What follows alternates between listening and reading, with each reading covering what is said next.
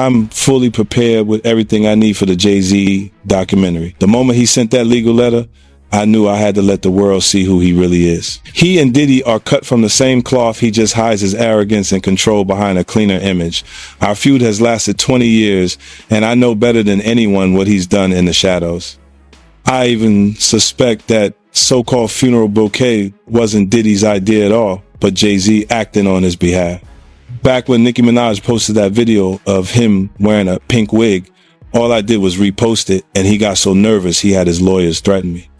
In 2015, Nicki worked her ass off helping him build his platform, and he allegedly pocketed her $7.9 million in royalties. And then there's his fingerprints all over key incidents through the years, whether it's the elevator footage or the guest list at Diddy's parties. He was involved, clearly, but somehow he always walks away untouched. That's what he's best at, pulling strings behind the scenes while pretending to be spotless in public.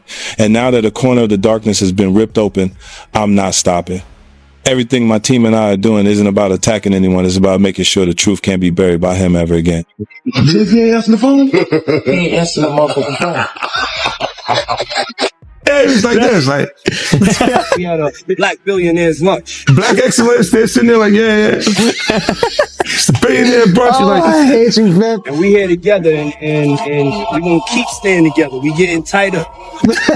unaware of anything going on here. This is the one time I'm gonna be with you this year. Yo, I feel like I'm normal again.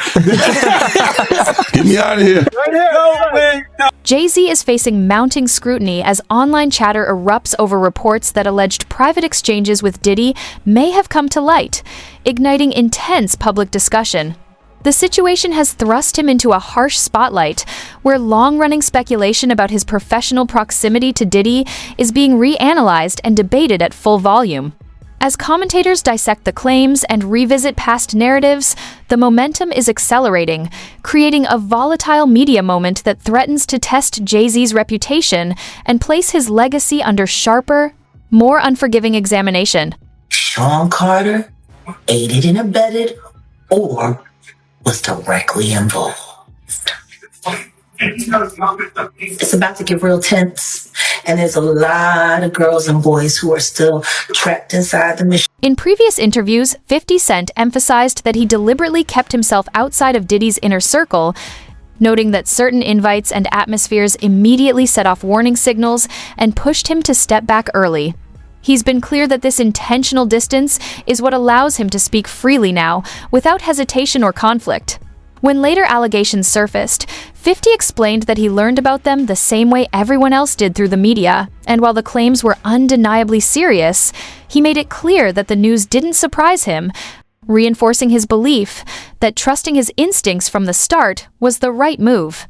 Jaguar Wright explained that Jay-Z is worse than Diddy. She explained how Jay-Z has done worse things than what Diddy did to Cassie to other females. And she said that she has the scars to prove it. She alleged that at one time Jay-Z attacked her and got it on film like Diddy did. And she alleged that this is why Jay-Z is totally pulling away from Diddy and you don't see him around. And it's been alleged for quite a while that Jay-Z is pulling away from Diddy because he doesn't want himself caught in the crossfire. I mean, you even have 50 Cent at this point talking about how Jay-Z is in hiding while this whole Diddy thing blows over. And you even have these accusations of Jay-Z being responsible for what happened to Cassie White. So I'm going to go ahead and roll you guys this clip of everything that Jag had to say about Jay-Z being worse than Diddy. And you guys let me know what you guys think about all this in the comments. Sean Carter is just as bad as the diddler. And I know that for a fact. I got the scars to prove it. You want to know what a box cutter feels like going into your skin and ripping you? I can tell you how it feels.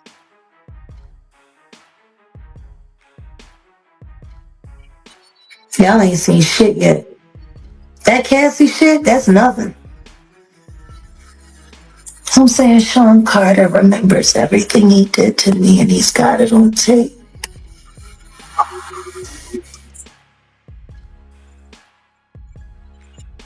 just like Diddy.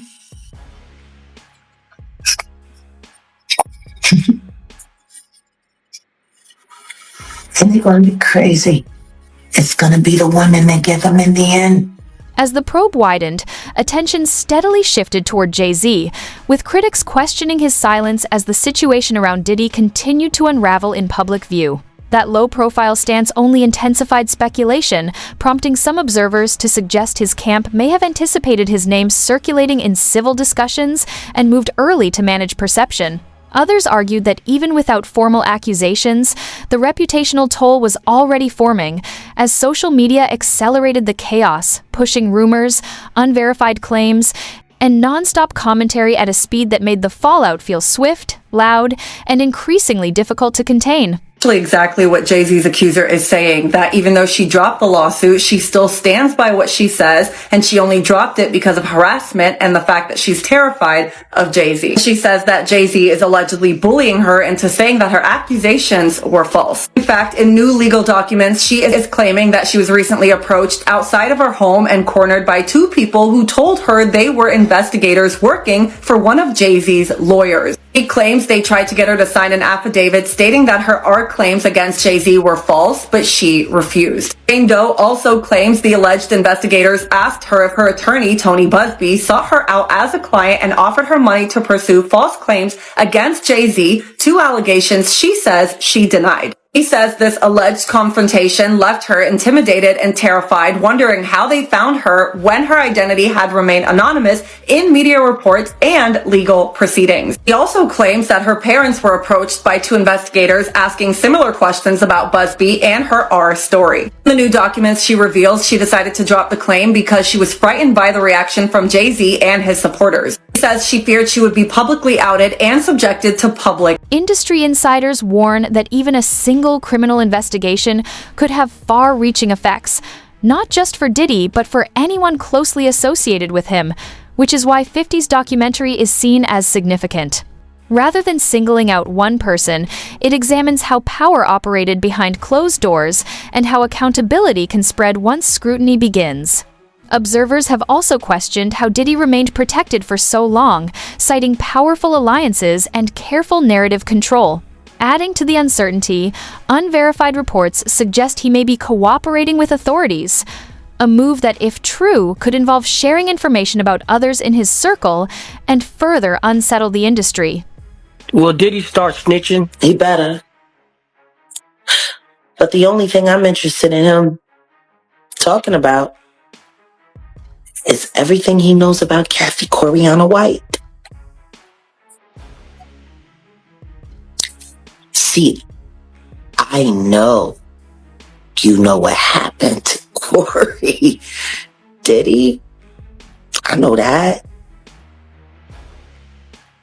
You and Jay-Z down in Vegas at Tao with Claudia. Why don't you just talk about Kathy? That might help. That might help a lot. Kathy Coriana White, Jay-Z's pregnant mistress, who died 24 hours after she announced that she was going public with their relationship and the baby, while he was married to Beyonce.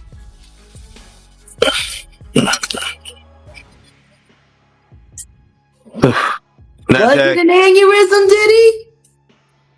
Or are you the one who paid the same coroner that you...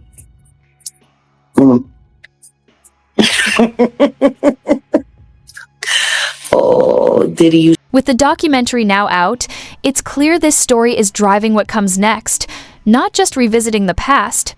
Each new detail sharpens scrutiny on those who remained silent, placing Jay-Z at the center as critics re-examine his decades-long history with Diddy, a link that complicates claims of distance.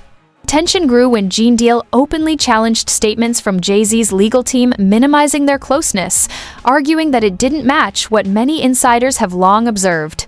As narratives clash, timelines are revisited, and more voices speak up, the pressure continues to build, turning once overlooked associations into questions that refuse to fade. They was close enough that They wasn't playing basketball. They wasn't playing baseball. They wasn't playing football. And they wasn't playing hockey or soccer for Diddy to come on stage, pat him on his ass, and then make the statement to people in the world that can't nobody call me Sean but Jay-Z. Now, I don't know what kind of statement, and I can't say, I wish I could say half a homo, but I know I can't say it. But I don't know what kind of half a homo that is. And you trying to say that you're not close to somebody. You coming on stage, patting them on their ass. And then you making a broad statement to the public. Can't nobody call me Sean but Sean Carter. And I heard Jay-Z said the same thing about them. But they were so close that they had matching white girls together. Because when they used to see each other, they used to say, yo, how your skinny white girl doing? He'd be like, yo, how your skinny white girl doing? So I guess that's a certain type of closeness. I ain't know anything about that, man. I ain't know about, Jay touching his, ass. I got to go see the video. I ain't hear about that. Come on, man. Everybody's seen that. 50 even pointed it out. Excuse me. When they was in ATL on stage. Remember when 50 bum rushed the stage with them? Yeah, I think I recall that. When Puff came on stage, first thing he did was pat Jay-Z on that. But I forgot. That's your favorite rapper. Hey, him and Pac is 1A, 1B. But what's your issue with Jay, man? I didn't know you had an issue with him. I'm never a fan of somebody that I was going to knock out. Gene said the ease between Jay-Z and Diddy spoke volumes about their connection, pointing to an Atlanta show where Diddy brought Jay-Z on stage, and their natural chemistry stood out a moment later, kept in circulation after 50 Cent highlighted the clip.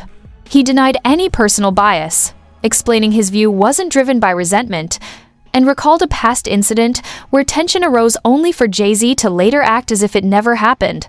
To Gene, this reflected a broader pattern among those at the top, people who navigate high-pressure spaces, stir conflict when necessary, then move on unaffected, detached from everyday consequences. That's how these guys are, man.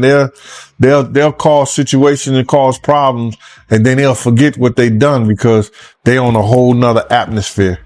You know what I'm saying? A lot of shit that he did, you got to understand, like now he'll say that they're kids because he's raising kids of his own. You understand? But how would you like it that if Blue Ivory, 15, 16 years old, 17, 18 years old, dating in his early 30s? You're not going to go for that. No matter what she came through in Hollywood. But you got to understand, guys who was around there, we didn't know Jay-Z them ages. We didn't know these cats' age. You know what I'm saying? They wasn't having no beards and nothing like that. They was wearing low cuts. You understand? Clean face. I would have never believed when Jay was coming around the block, scooping up the young girls and stuff like that he was 30 years old. You know, if they 17, 18, 16 years old and they 22, you thinking they 22, 23, something like that, 24 years old? They mom and them need to check them. They daddy and them need to check them. But that's not that far off. But for somebody to be 30 years old in their 30s and they dealing with kids 16 years old, 17, 18 years, now that's a problem. That's an issue. And now he see that because he's raising kids. And he got a young daughter. I think he got another daughter that he didn't claim and now he claiming them. These cats was doing a whole lot of stuff that people in the industry won't speak on.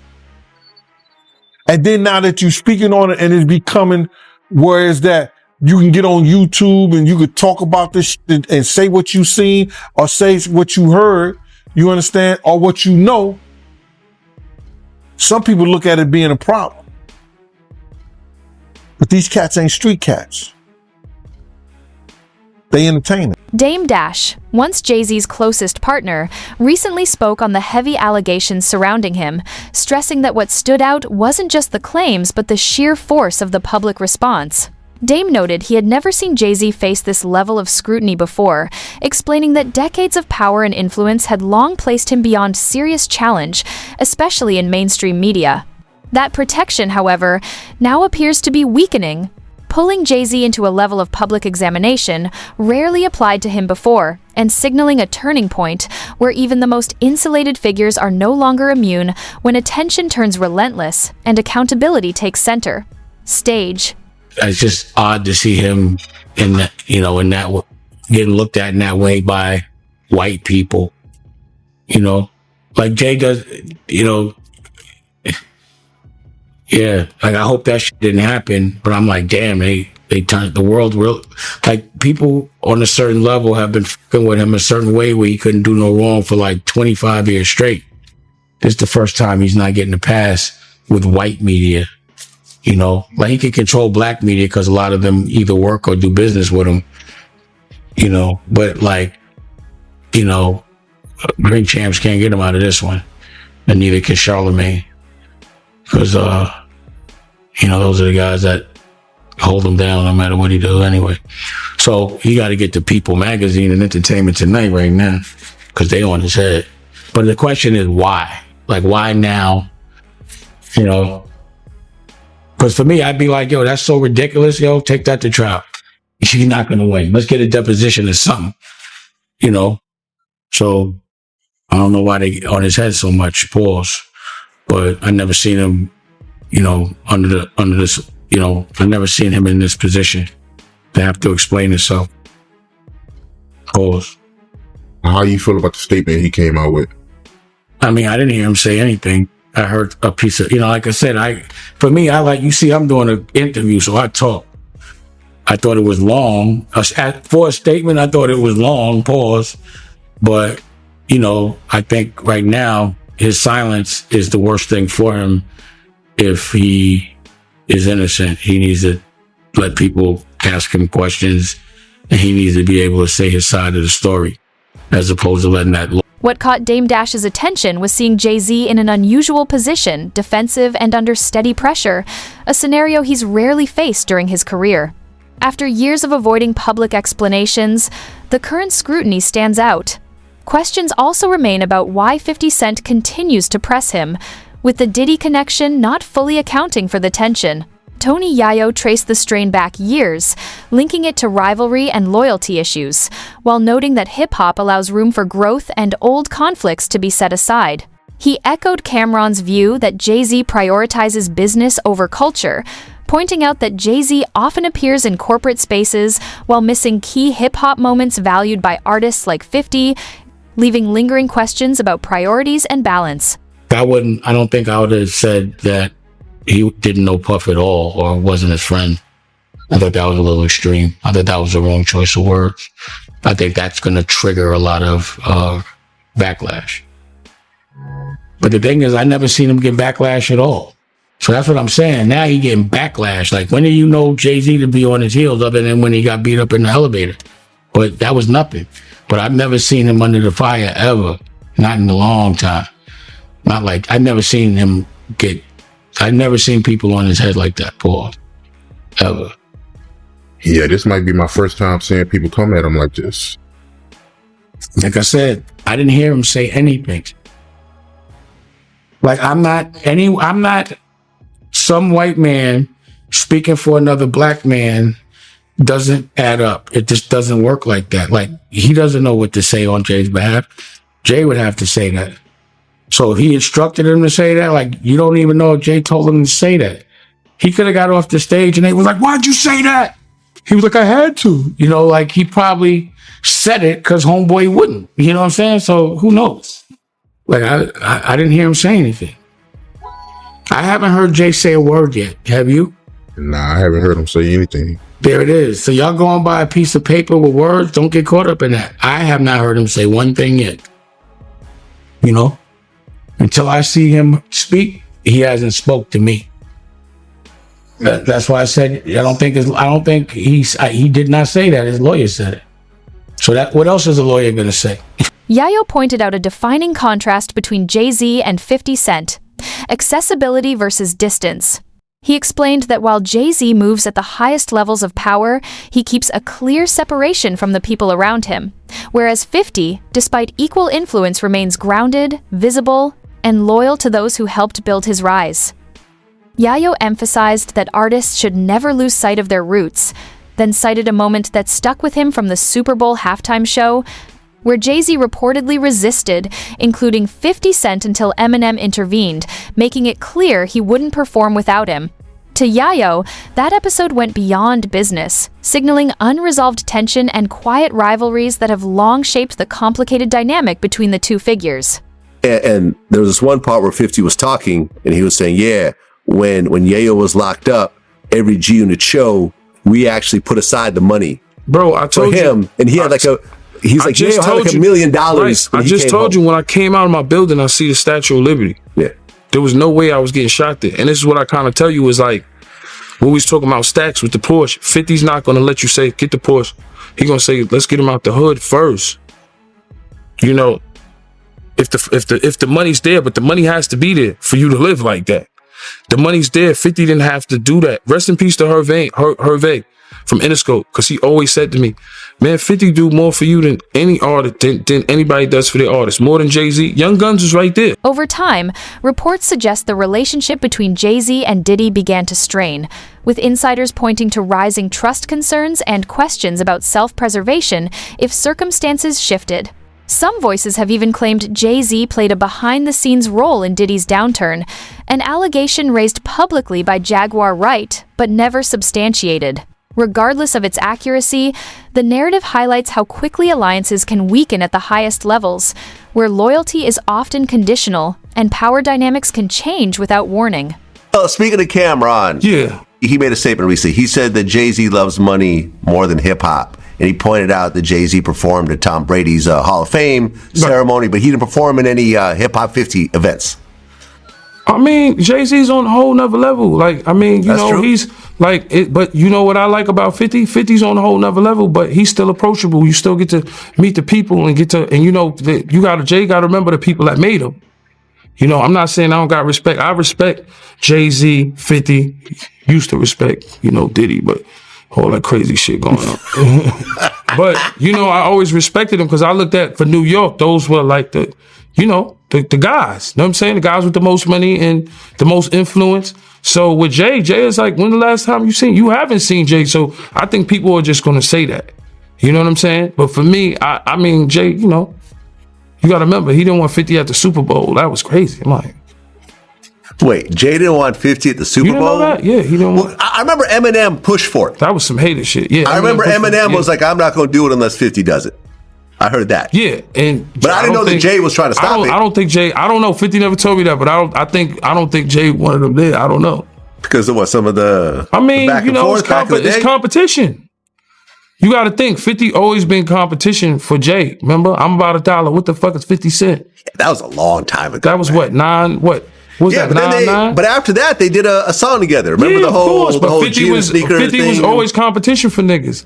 Then remember Jay said, yo, 50's coming. He told Siegel and them and Memphis Bleak and all them. Yeah. And come on, 50's like, he's on a whole nother level. You got to remember, he came after niggas. He came after Jay and Rockefeller. G-Unit came. And people might shit on G-Unit, but with Eminem, Dr. Dre, 50 Cent, nobody has outsold us, bro. Yeah. Nobody has had the effect. Roger Bonds, Diddy's former head of security, added an insider perspective that further complicates the narrative, explaining that while he observed Jay-Z and Diddy cross paths, he never saw a genuinely close relationship. According to Roger, the connection appeared more one-sided, with Diddy seemingly believing the bond ran deeper than it actually did, underscoring how in elite circles, perception can easily be mistaken for reality. His account highlights a familiar pattern at the top, where public appearances and assumed alliances often blur the truth, masking distance behind carefully managed images.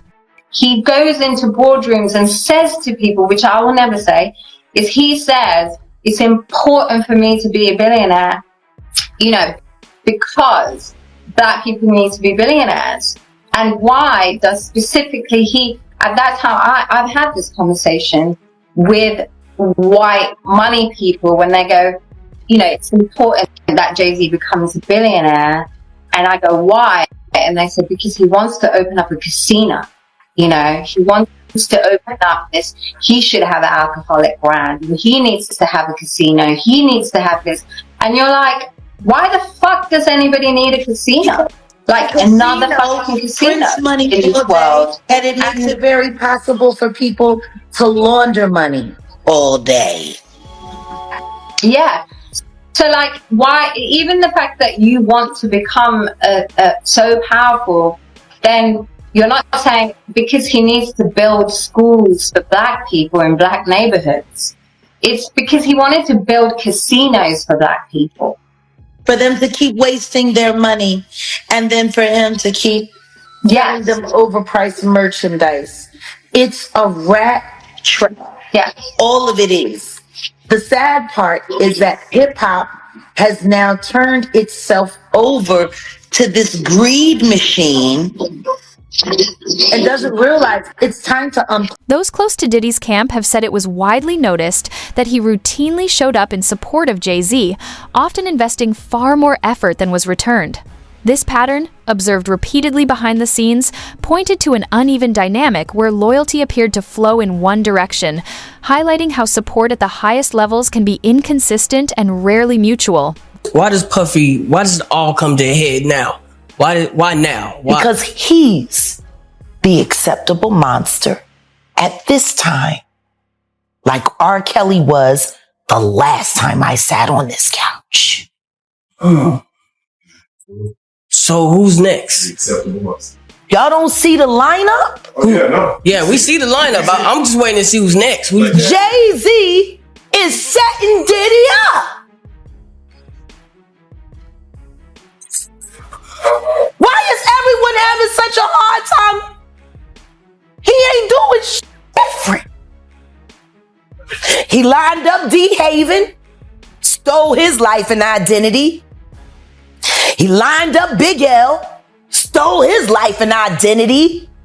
He lined up Dame Dash, stole his life, identity, and took his love. Lined up R. Kelly. He wants to be the one.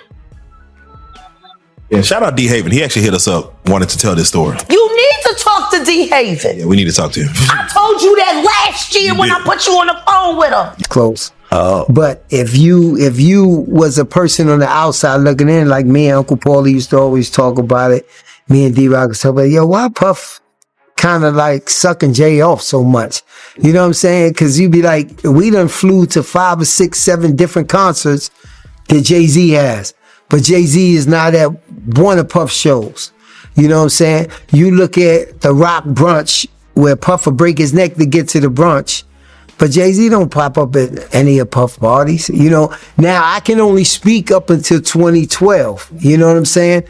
And Puff was breaking his neck. Like at the end of the day, in our mind, we say, yo, he ain't even invite Puff to his wedding. When he married Beyonce, Steve Stout and all of them was there. You know what I'm saying? And Puff was kind of in his feelings, but once again. Oh, Puff was upset he didn't get invited to the wedding? Of course he was. Oh. You know what I'm saying? But you got to remember, we're security, so we're bottom on a tote pole. So he's not going to show you that it really affects him until you have a little conversation with him, or you say something, or you overhear something. But he didn't get invited to that, you know. Yeah, Jay came through every once in a while. Like if we was in a yacht in San Tropez or one of these places like that, Jay might ride up.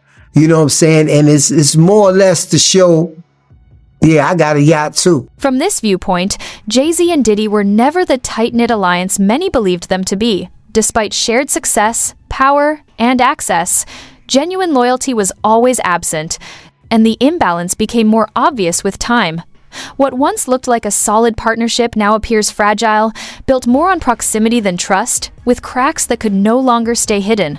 As events continue to unfold in public view, those fractures seem to be spreading, raising real questions about how much damage they may ultimately cause to both legacies. Let us know your thoughts in the comments.